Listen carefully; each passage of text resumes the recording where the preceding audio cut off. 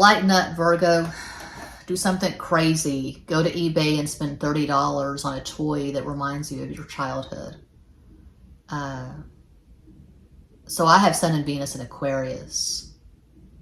In the 6th house, the house of Virgo. Virgo rising, moon in Virgo. And all of my life, it's like I've been at war with myself. The Virgo in me and the Capricorn in me is horrified by the craziness, the unpredictability of my Aquarius energy.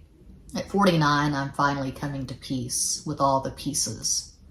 And I feel more integrated than I've ever felt before. So this is Virgo, Sun, Moon, Rising, Venus, Mars, Mercury. I'm starting off the readings this month with this ridiculous toy. Just giving a little lesson in levity.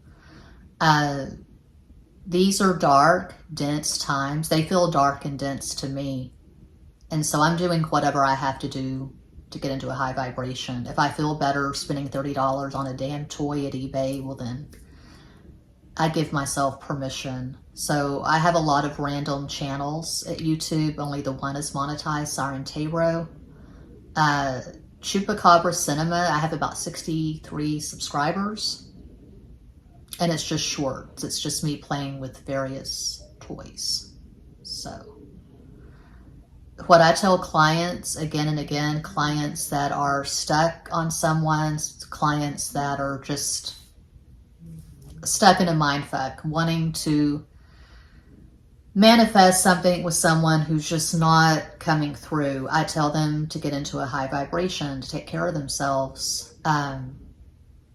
Being hyper creative, that's the best way I know to get into a high vibration. Gratitude is certainly the key. Consistent spiritual hygiene, just breathing in, breathing out, scribbling in journals. I've spent thousands of dollars over the years at Amazon on books, notebooks, journals, tarot cards, crystals. And what I found is that we have to feed ourselves. We have to fill our own cups. We can never rely on someone. Even if we're in a romantic sexual relationship, we can't rely on someone to fill our cups for us. Okay, 6 cards for Virgo. Virgo, Sun, Moon, Rising, Venus, Mars, Mercury. Using my 210 Tarot deck, one of my mini decks available at makeplayingcards.com. I use Canva to design my decks. 6 cards for Virgo.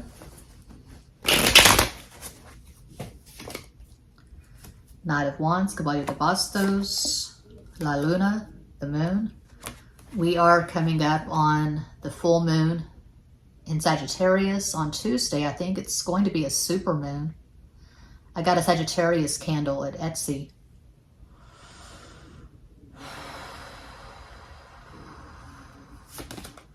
What do you want to manifest? Queen of Cups, Reina de Copas.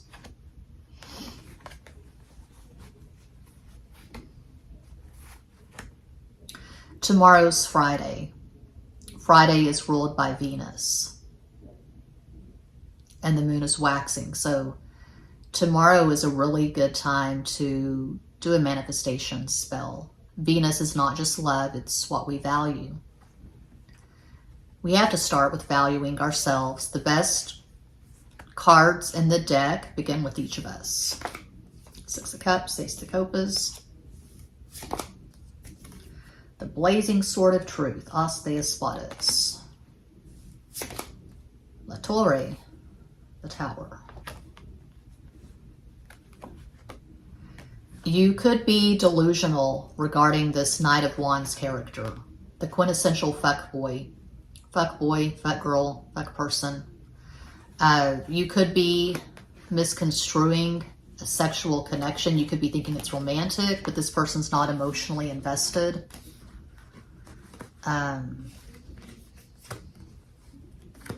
There could be the death of delusion. Your illusions could be shattered regarding this person. They came on really strong. They showed a lot of interest and you thought something can come out of this. This can be a romantic relationship, but no, they're not emotionally available We have these two signifiers, the Knight of Wands, Queen of Cups, separated by the moon, which is Pisces. The moon rules Cancer, but in the major arcana, the moon is a Pisces card. I feel like I have to point that out because a lot of readers say the moon is a Cancer card. It's not. It's Pisces. It's about delusion, illusion, a lack of clarity. It's very 5D intense. Okay. And what I've said again and again is that the opposite signs in Western astrology, they're not really opposites. They mirror each other. So I see Virgo Pisces as the most spiritual axis in Western astrology. Virgo is very 3D, very rooted in reality, very interested in results, tangible results, whereas Pisces is more spiritual and more 5D.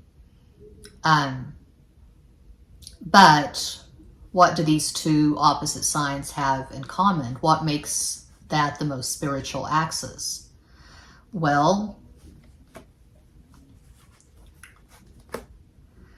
Virgo is very other-centered, similar to Pisces. You tend to lose yourself in other people. You tend to put people on pedestals. That's not spiritual, but it's perceived as spiritual whenever there is a blurring of boundaries, because that's the collective. In the cosmic consciousness, there's no separation. We're all one. We're all connected to source, and there are no boundaries. But I say to maintain a semblance of sanity on planet Earth, you have to be mindful of boundaries.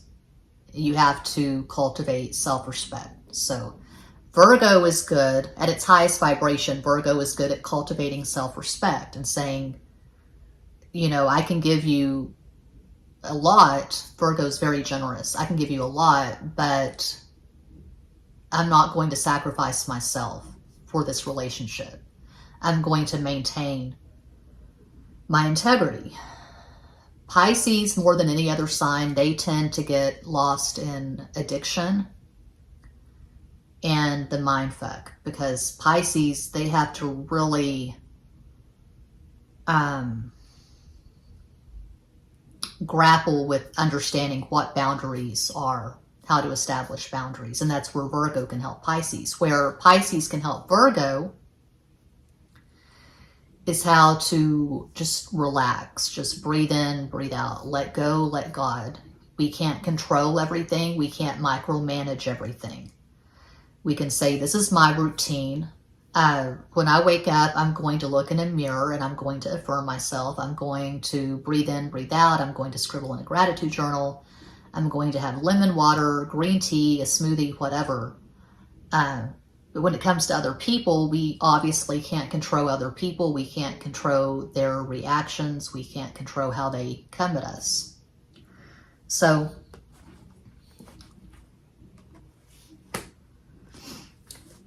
to sum it up from these 6 cards, I'm getting a lot of information from these 6 cards.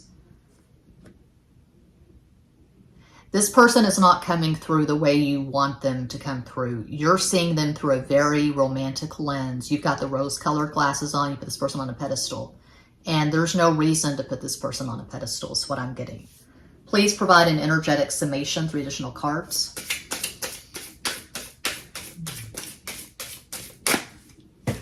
Ow, my legs. It's very uncomfortable. 4 of Pentacles. Cuatro de Oros. 10 of Pentacles, Diez de Oros, Wheel of Fortune. You're seeing tremendous potential with this person, but they come in and out of your life. They're fickle. They're non-committal. They've given you no reason to wait, to hope. I'm seeing a lot of projection. 6 more cards for Virgo, 6 más, por favor.